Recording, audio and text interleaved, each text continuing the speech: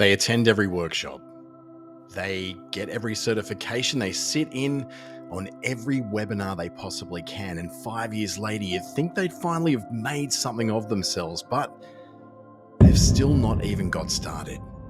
While Ralph Waldo Emerson is credited with saying that it's the journey and not the destination that matters, is there actually any point in the journey if you're really not heading anywhere?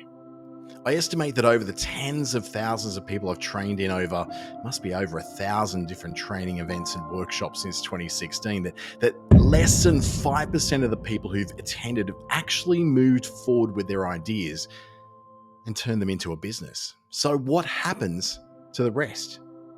Well, there's a certain segment who just tend to drop out of the entrepreneurship race because, let's face it, it's easier to get a job and it's more predictable when you've got a house and a mortgage and kids and debts and moderate goals to reach. But there's another segment and it seems to be growing, and I call them workshop junkies. And like any junkies, there's always one more skill to learn and one more system to get familiar with and one more framework to muster, but they never quite get there. Actually, they never get started in the first place. And this is where the urge to learn and keep on learning without any goal in mind becomes like drug addiction. In the brain, there's this section called the basal ganglia. It's kind of associated with the acts of repetitive learning. That whole thing of the pleasurable things like eating and socializing and sex. And the more we repeat them, the more that sort of we lay down this expectation that there's something in there for us to enjoy. But this brain is also thought to be very much associated with the act of repetitive learning, such as from highly charismatic leaders like online motivational and get-rich-quick gurus and Tony Robbins and those kind of people.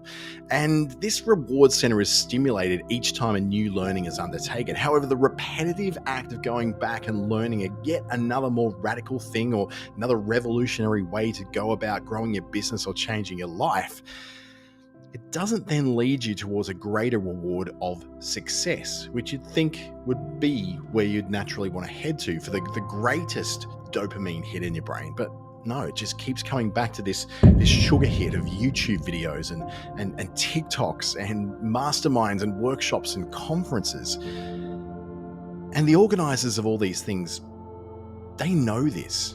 If we organize a series of small workshops that desire to not miss out on a potential life-changing piece of information, it'll drive your sign-ups and your turnout and people coming again and again and again. And think about it. What actually changed in your life after you attended a workshop or a conference? There's probably not a lot. Did you start a business? Did you quit your job? Did you change your morning routine? You probably changed nothing. And that's by design, because there's always next year's conference or next month's workshop or tomorrow's webinar to go to. And if you just keep turning up, you might finally get the hidden secret to success you've been missing for all this time. I'm going to say this with as much love for you as I can, and I'm fully aware of the irony that part of my livelihood is in presenting both of these things, but you don't need another workshop or another conference. You don't. What you do need is action. I'm Dante St. James.